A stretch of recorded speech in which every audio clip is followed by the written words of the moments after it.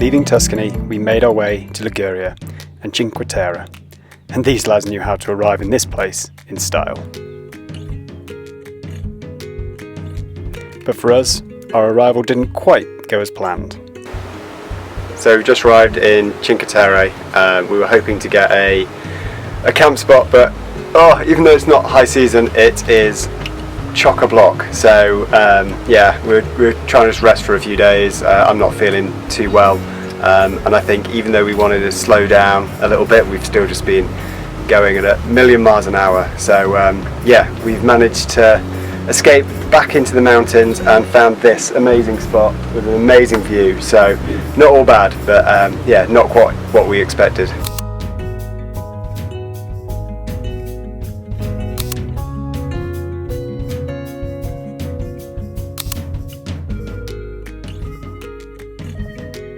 This is how we dealt with our change of plans. A great van-cooked meal and kicking back to make plans for the coming days. Honestly, in overlanding, plans have to shift and change all the time, and we were starting to get used to it. We'd spoken to one of the campsites in town who felt they should have room the next day, so we just made plans assuming that would be the case. In the end, it worked out perfectly. But before we dive into our time in Cinque Terre, let me set the scene a bit, as before we arrived we didn't really know anything, and hopefully this will be useful if any of you are thinking of visiting. Cinque Terre is in Liguria, a region on the northwest coast of Italy. The name literally means 5 lands, but in this case stands for 5 medieval fishing villages: Monterosso, Vernazza, Corniglia, Manorola and Riomaggiore. As we couldn't stay in the van in any of them, we were based just to the north in Levanto, where we started each day. From Levanto, we would hike along the coastal path to Monterosso, the largest of the villages, before making our way to Vernazza up a steep and picturesque path.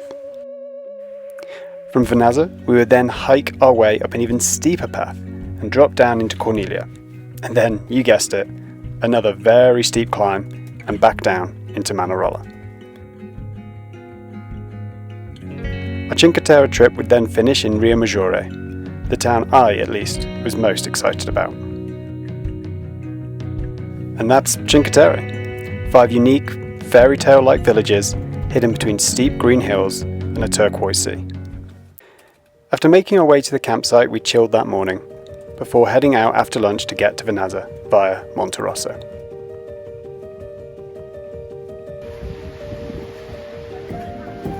Setting off from Levanto, the hike immediately winds along Liguria's rugged coastline. Traversing the ancient footpaths, we were greeted by panoramic views of the sparkling Med. The trail, part of the famous Sentiero Azzurro, offers a perfect blend of natural beauty and cultural heritage.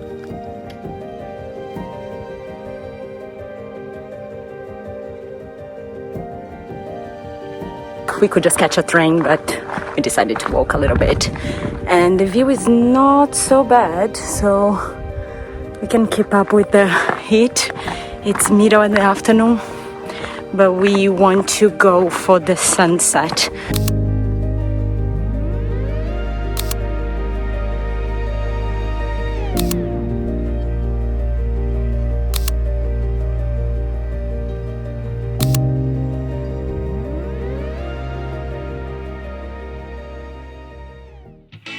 We arrived into the vibrant old town of Monterosso, very sweaty and in need of a drink. Overall, it felt like a typical beach town and, well, we didn't fall in love. But given we had to keep moving, we may not have given it a fair chance. The trail to Vernazza is through terraced vineyards and olive groves. As you ascend, Monterosso's beaches fade into the distance, but the turquoise sea is ever present. This section of the Sentiero Azzurro is renowned for its charming stone steps and breathtaking vistas.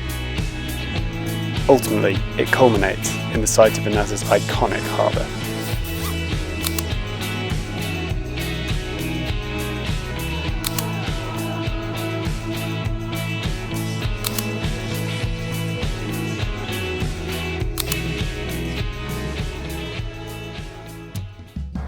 Vernazza is a jewel of Cinque Terre, with its charming harbour and colourful houses.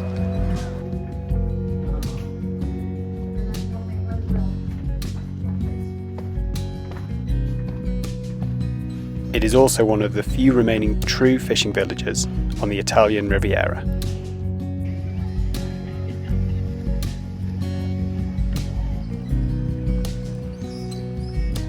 And it also has great pizza. And no, we're not sponsored by these guys. Well, yet.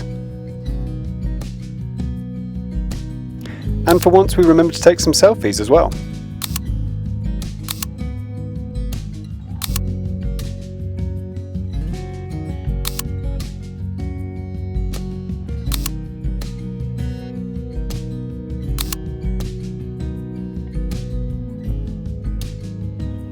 Then it was up to a viewpoint for sunset. It was a great spot to watch the boats skimming over the ocean and to gaze at the ruins of Doria Tower as the sun headed towards the horizon.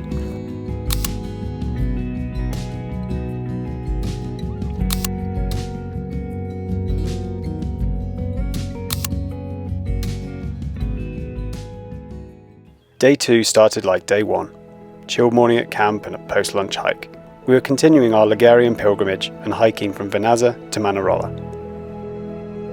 To get back to Vernazza, we took the train. Come join us.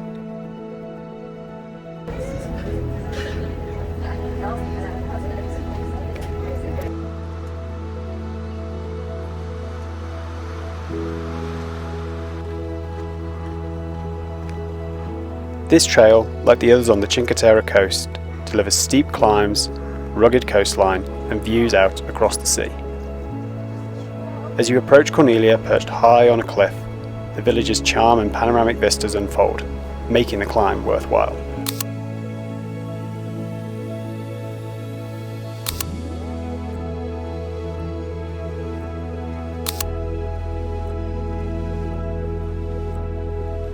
We also realised on this part of the hike that our filming communication needs some improvement.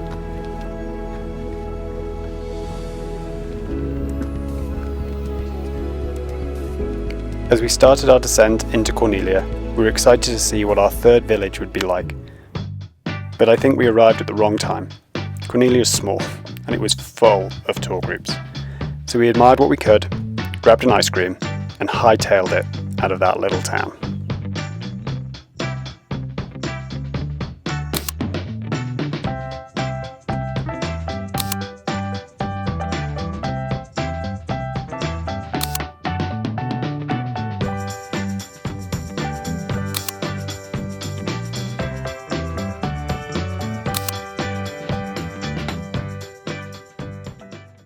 We left up a hill, a very steep hill.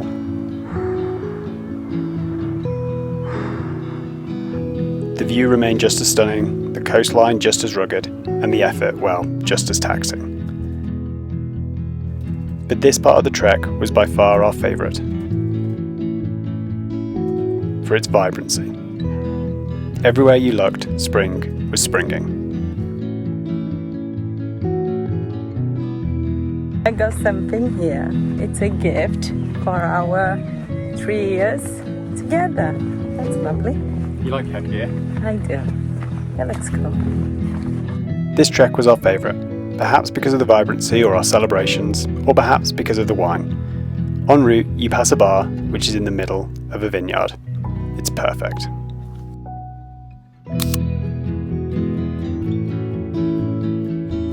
If you're enjoying this Cinque Terre journey, don't forget to subscribe to our channel for more travel adventures and hidden gems every week.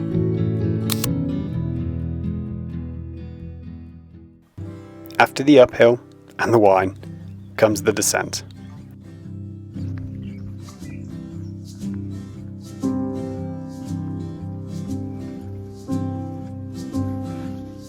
We were approaching Manorola, our penultimate village and arguably the most iconic in Cinque Terre.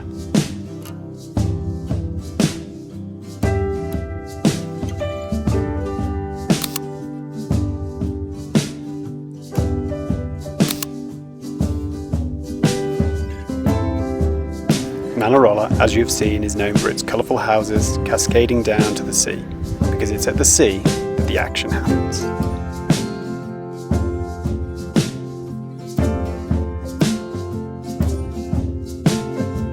I imagine many of you recognise this view.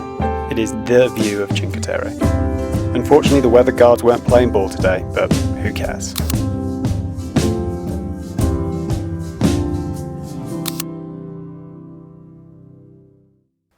On our third day, we spent most of it doing chores and jumped on the train to visit our final village.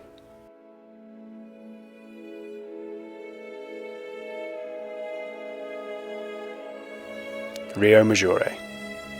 It's another village with pastel houses set within a rugged coastline. Its steeply stacked houses and narrow alleys offering a unique charm. I was pretty excited to be there and ventured quickly to the harbour and onto the rocks for what I hope would be some incredible sunset pictures. All as a storm rolled in.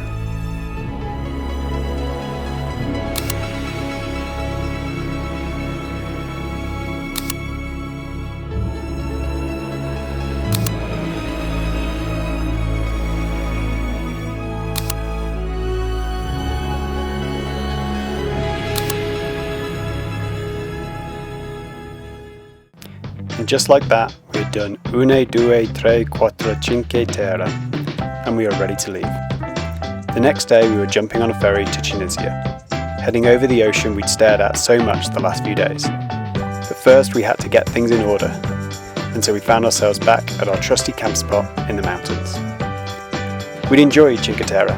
The hikes were rewarding, the photography fun, and the towns, well, whilst a picture often doesn't do a place justice, we feel a picture of Cinque Terre might be better than the real thing. We're glad we've seen them, we've got the pictures, but now we're ready for our next horizon.